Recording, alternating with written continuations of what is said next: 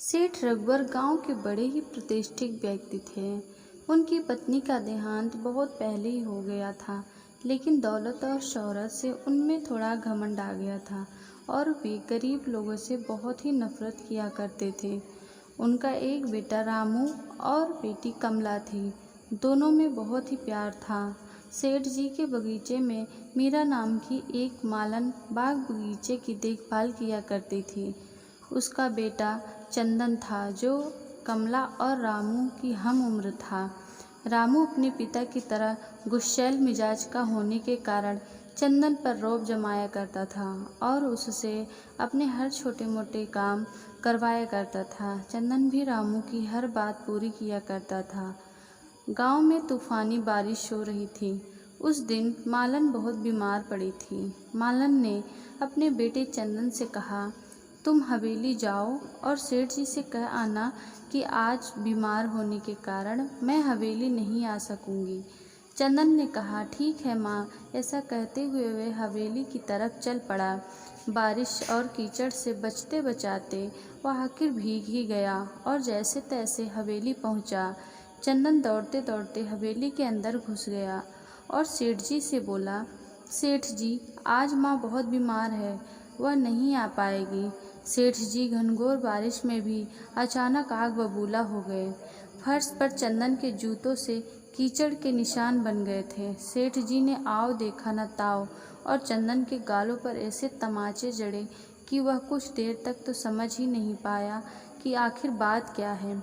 सेठ जी ने चंदन से कहा, कह देना अपनी माँ से कल से हवेली में आने की कोई ज़रूरत नहीं है। चंदन सिसकता हुआ घर पहुंचा। माँ ने चंदन से रोने का कारण पूछा तो चंदन ने सारा हाल कह सुनाया।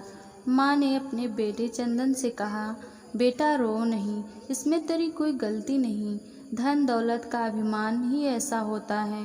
चंदन मन ही मन बड़ा अपमानित महसूस कर रहा था। सावन का महीना था। पूरे गांव में झूलों और मेलों की बहार थी और अगले ही दिन राखी भी आने वाली थी। कमला बोली, रामू भैया, इस बार राखी बधाई पर कोई ऐसा वैसा तोहफा नहीं चलेगा, मुझे कुछ अलग हटकर चाहिए।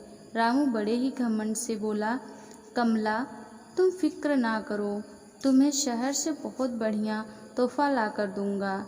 ऐसा कहकर रामू ने फौरन जीप तैयार करवाई और शहर की ओर चल पड़ा। रिमझिम बारिश अचानक तेज हो गई। आसमान से पानी की गिरती बूंदों ने बड़ा आकार ले लिया और बारिश ने तूफानी रूप ले लिया। अभी रामू की जीप गांव की सीमा के पार ही पहुंची होगी कि वे तूफानी बरसात में फंस गए। पास ही चंदन का घर था। चंदन ने आहट सुनी और देखा बाहर रामू की जीप फंसी हुई है और चढ़ रहे नाले की पानी में रामू और ड्राइवर डूबे जा रहे थे। चंदन हैरान था, फिर भी उसने बहादुरी से काम लिया। चंदन ने जैसे ही देखा, वह तुरंत घर से बड़ी सी रस्सी लेकर आया और रामू के जीप में फंसा दिया। बड़ी लंबी मेहनत के बाद उन दोनों को बचाने में कामयाब हुआ। चंदन उन दोनों को लेकर अपने घर चला गया।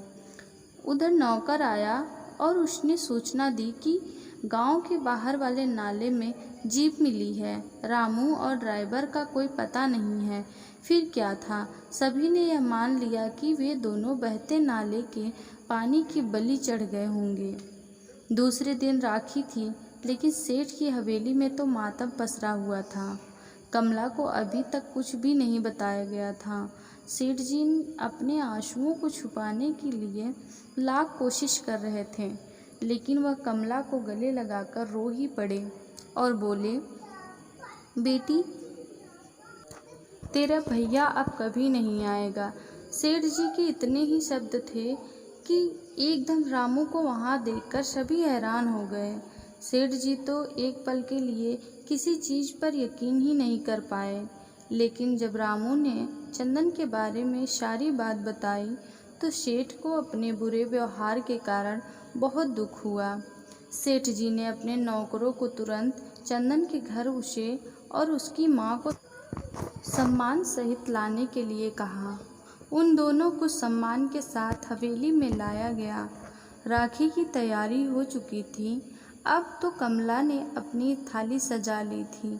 रामू राखी बंधवाने के लिए बैठा ही था कि कमला ने तुरंत अपने पिता की तरफ इशारा करते हुए कहा कि पिताजी, मेरा एक नहीं अब दो दो भाई हैं। सेठ जी ने तुरंत चंदन को भी बुलाया और कमला ने दोनों को राखी बांधी।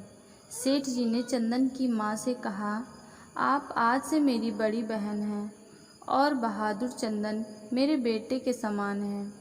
आज से आप कमला की बुआ बनकर इस हवेली में रहेंगी। कमला ने कहा, पिताजी, आज मेरे लिए रक्षाबंधन के दिन इससे बड़ा और महान तोहफा कोई हो ही नहीं सकता कि मुझे एक